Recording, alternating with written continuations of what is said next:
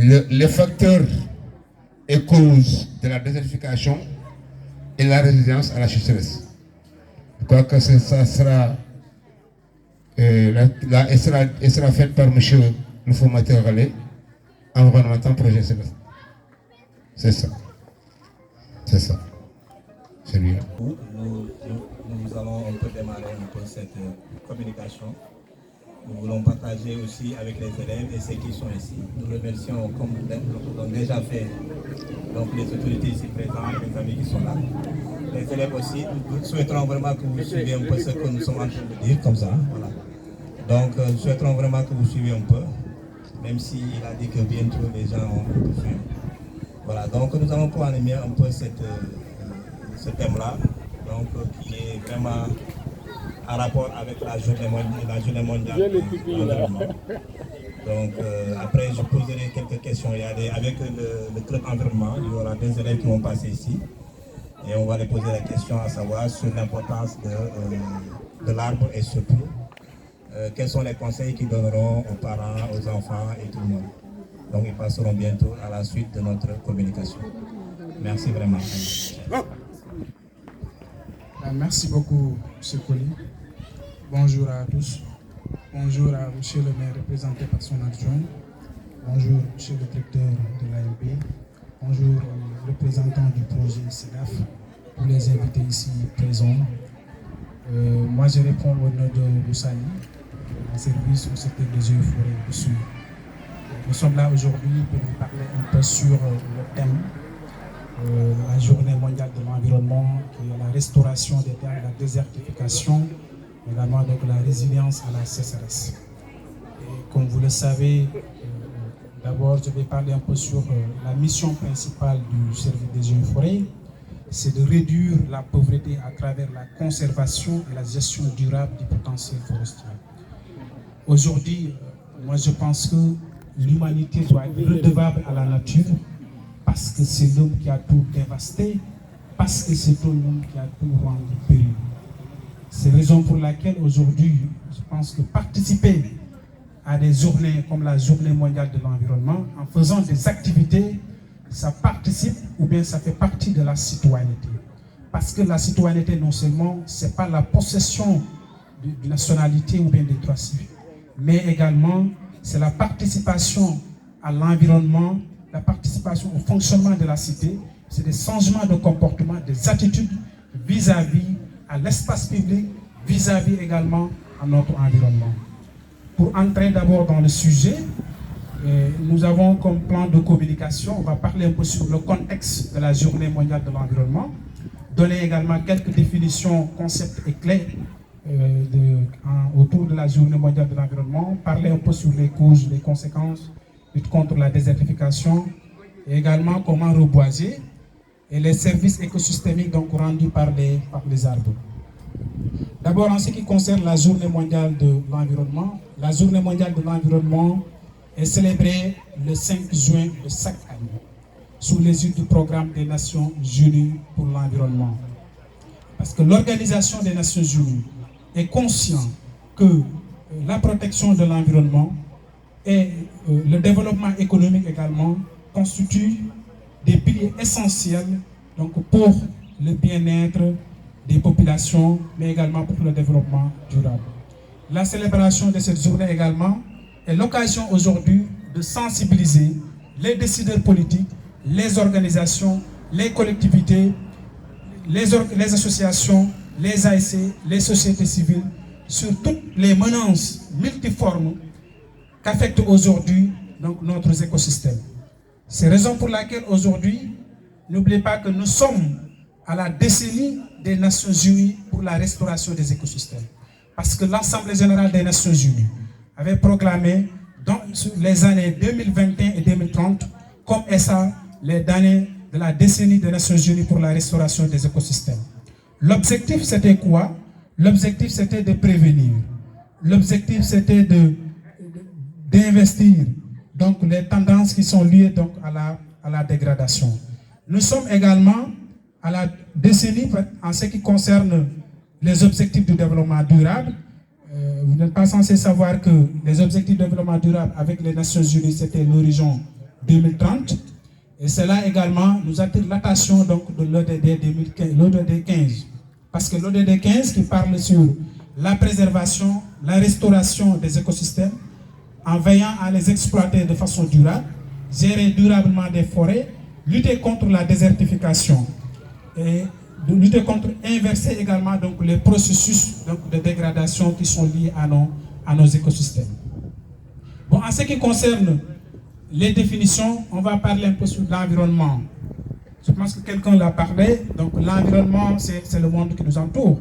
Mais selon la loi numéro 2023 du 2 août 2023, le niveau côte donc, de l'environnement, qui parle de l'environnement, c'est l'ensemble des éléments naturels. Qui parle des éléments naturels, c'est l'air, c'est la faune, c'est la flore, et les éléments artificiels, à savoir les infrastructures, la technologie, qui sont liés, donc favorisent la transformation, le développement du milieu, ainsi que les activités humaines.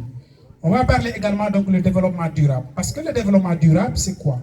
Le développement durable est un développement qui répond aux besoins du présent, mais également ça compromet la capacité aux générations futures.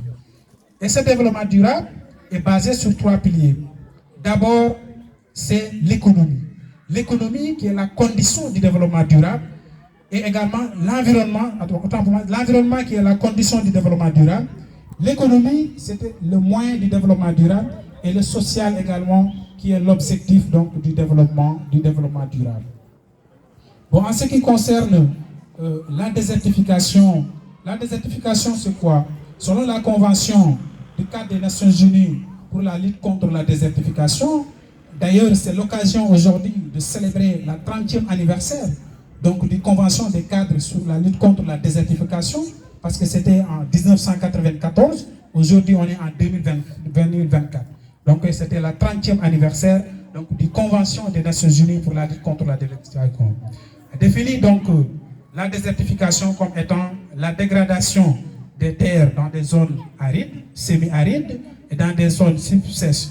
C'est-à-dire aujourd'hui, le cycle de l'eau donc, est modifié. Cela entraîne également un chèvement donc, des sols, et cela modifie également toute donc, la faune et la flore donc, qui s'y trouvent. Mais également, aujourd'hui, il y a ce qu'on appelle donc, le programme de la résilience, le programme donc de la résilience à la sécheresse, mais également du développement durable. Ce programme également qui concerne les pays de l'Afrique qu'on appelle les pays de la Corne. Et parmi aujourd'hui, on voit que donc la première phase a déjà commencé avec 3 pays, à savoir il y a l'Éthiopie, il y a le Djibouti, également donc le Kenya. Bon, en ce qui concerne la sécheresse c'est quoi? La sécheresse c'est un phénomène naturel qui caractérise par un manque d'eau, donc sur une durée suffisamment longue, et ça va affecter non seulement donc, les sols et la végétation. Donc on peut dire que la sécheresse également participe à la désertification. Maintenant, en ce qui concerne les causes de la désertification, les causes de la désertification sont nombreuses. Donc il y a la croissance démographique. On note aujourd'hui donc une boom démographique parce que il faut habiter, il faut nourrir. Donc les gens sont en train donc d'exploiter pour pratiquer de l'agriculture, mais pour habiter également. Donc on note une forte pression qui existe donc sur ces ressources naturelles, sur l'eau, mais également sur le bois. Il y a également donc le surpâturage donc par le bétail. Ça également donc ça entraîne la désertification en ce qui concerne donc, le prélèvement excessif donc, du fourrage. Il y a également donc, les changements climatiques, comme vous le savez, avec donc, les gaz à effet de serre. Il y a également l'épuisement des nappes phréatiques. En ce qui concerne donc, les conséquences de la désertification, il y a l'appauvrissement des sols, la dégradation des écosystèmes. Donc tous les écosystèmes également donc, sont dégradés, à savoir donc, la biodiversité en tant que telle qui se trouve, mais également la désertification a pour conséquence également, c'est en train d'accentuation du réchauffement climatique. Ça augmente la chaleur, ça augmente également donc, les gaz à l'effet de serre. Il y a également donc, la raréfaction de certaines ressources donc, qui sont à savoir l'eau, parce que c'est des zones qui sont tellement arides où il n'y a pas assez donc, de l'eau. Il y a également, donc, ça également entraîne donc, la pauvreté et l'insécurité alimentaire. Donc, en ce qui concerne donc, les solutions pour éradiquer donc, la désertification, il faut d'abord la lutte contre la désertification. On a parlé donc de la lutte contre la déforestation. On a parlé également donc de la déforestation. Aujourd'hui, on peut dire qu'au Sénégal, chaque année, on perd 40 000 hectares de forêt par an. Ça, c'est énorme. C'est la raison pour laquelle, aujourd'hui, c'est la mission principale donc, du service des eaux et forêts que nous sommes en train de mener aujourd'hui au niveau national, de lutter contre la déforestation. Il y a également donc le surpâturage. Le surpâturage également, il faut éviter le surpâturage pour éradiquer un peu donc la désertification. Pour éviter également à ce que les gens aillent exploiter ou bien vers ces ressources naturelles-là, donc exploiter donc du bois, il faut développer donc des énergies vertes. Comme par exemple aujourd'hui les foyers améliorés que les gens sont en train de mener, donc de donner dans des communautaires, dans des villages communautaires. Je pense qu'aujourd'hui, donc ça peut constituer donc une solution pour lutter contre donc la désertification. Il y a également donc la plantation d'arbres en impliquant également donc les collectivités, ce qu'on a fait donc ce matin. Et cette plantation également donc ça participe aujourd'hui, ça permet donc aujourd'hui donc de lutter contre donc la désertification, parce que tout le monde connaît aujourd'hui l'importance de l'arbre aujourd'hui. Il y a également la promotion de l'agriculture biologique.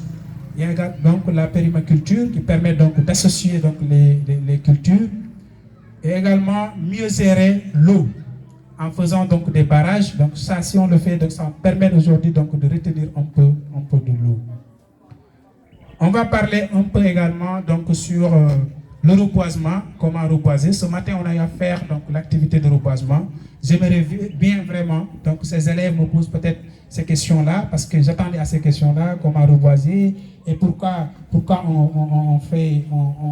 on plante comme ça, et également les tout-régions.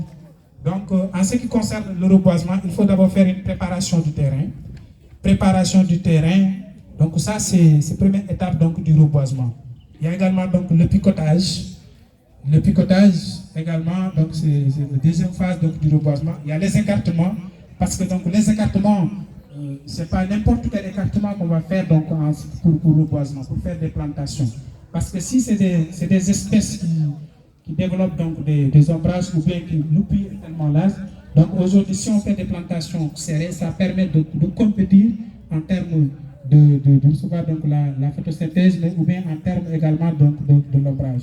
Donc tout ça, ça peut créer donc, des problèmes donc, au niveau de ces espèces. Il y a également donc, les techniques de tout-région, parce que si je dois aujourd'hui planter donc, des arbres avec des petites mottes, donc il y a des tout-régions que je dois faire, contrairement également donc, des plantations avec donc, des cocotiers, tout ça.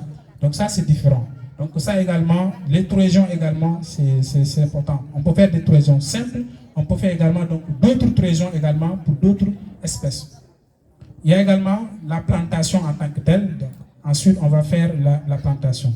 Après ça, il y a la protection. Parce que toute cette activité de reboisement, il faut d'abord avoir donc, un système par exemple des systèmes de protection. Parce que la protection, c'est tout d'abord. On peut faire des plantations partout. Et s'il n'y a pas de système de protection, donc ça pose problème. Et tout ça, ça va tomber dans l'eau. C'est la raison pour laquelle on a eu quand même à faire des gabions. Ça, on peut avoir donc l'espoir à 100%, ça peut réussir. Parce que c'est déjà protégé. Après la protection, c'est l'entretien, le plan. Il faut l'entretenir. Mon commandant l'a su d'expliquer sur les activités sylvicoles, parce que les arbres, il faut les entretenir, il faut faire des activités sylvicoles, les éclaircies, par exemple l'exemple qu'il a donné dans les forêts. Donc je pense que c'est la même chose que également l'arbre. Pour l'arbre, il faut entretenir, il faut également l'arroser, il faut également revoir en tout moment donc s'il y a donc quelque chose qui ne va pas au niveau de l'arbre, essayer également d'enlever, s'il y a des attaques, tout ça, donc c'est des choses aujourd'hui qu'on doit suivre. Maintenant, en ce qui concerne donc les services écosystémiques rendus par les arbres, parce que les arbres permettent également d'améliorer l'amélioration du climat urbain. Parce que non seulement ça participe à la diminution donc, des températures par le biais de l'évapotranspiration en rejetant également de l'eau qu'il absorbe sous forme de vapeur d'eau. Et également l'ombrage, parce qu'aujourd'hui on est sous l'ombre. Donc ça également c'est important. Parce qu'on voit que donc, des études ont montré de 15 à 20% donc, des rayons solaires, ça permet de refléter donc, les feuilles. Et également, 50% est absorbé également par l'arbre. Il y a l'amélioration également de gestion des eaux pluviales. L'arbre participe également à l'infiltration, parce qu'aujourd'hui, par des sécheresses, on n'a pas d'eau. Donc, à travers des arbres également, ça permet l'eau de s'infiltrer. Et également, des études ont montré que dans des zones, mais dans des espaces où il y a des arbres, on peut avoir l'infiltration de 25%, contrairement dans des zones où il n'y a pas d'arbres qui est de 10%. Ça, c'est de l'infiltration en surface. Mais en ce qui concerne l'infiltration également en profondeur, des études également ont montré que dans des zones, mais dans des espaces où il y a d'arbres, cette infiltration peut donner jusqu'à 25%, contrairement dans des zones où il n'y a pas d'arbres qui est de 10%. Il y a également un support de la biodiversité, parce que c'est l'habitat de la biodiversité. Beaucoup d'espèces aujourd'hui, c'est des espèces qui vivent donc, au niveau de ces arbres-là. Il y a également la lutte contre la pollution, parce que la pollution sonore, aujourd'hui, des études ont montré également en présence d'un talis végétal, donc de 15 mètres de haut et de 30 mètres de longueur, il est possible d'atténuer le bruit d'environ de 30 et de 40%. Donc c'est l'important aujourd'hui de laisser les arbres dans les villes, de planter des arbres également partout. La lutte contre la protection également contre la pollution, parce qu'aujourd'hui, avec la séquestration du carbone, les arbres, donc c'est des arbres qui nous donnent de l'oxygène et également nous lui donnons donc du dioxyde de carbone. Donc, ce dioxyde de carbone-là également est séquestré donc, par les arbres. En revanche, il nous donne donc, du dioxyde de carbone. C'est la raison pour laquelle également, c'est important aujourd'hui de planter des arbres, non seulement par rapport à la séquestration du carbone, mais également les arbres aujourd'hui permettent de diminuer, d'éviter également de modifier la structure du sol. Parce que quand il pleut, l'impact du goutte de pluie aujourd'hui qui tombe, ça favorise la destructure donc, du sol. Et cet arbre-là, à travers les feuillages, ça permet donc d'atténuer cet impact donc, du goutte de pluie donc, qui tombe. C'est la raison pour laquelle vraiment, c'est important aujourd'hui de planter des arbres, c'est important aujourd'hui de conserver et de préserver également donc, ces écosystèmes forestiers. Donc je vais terminer par cette citation en disant que le plus beau héritage qu'un homme peut laisser derrière lui aujourd'hui est de planter d'un arbre pour la prochaine génération. Je vous remercie et merci de votre aimable attention.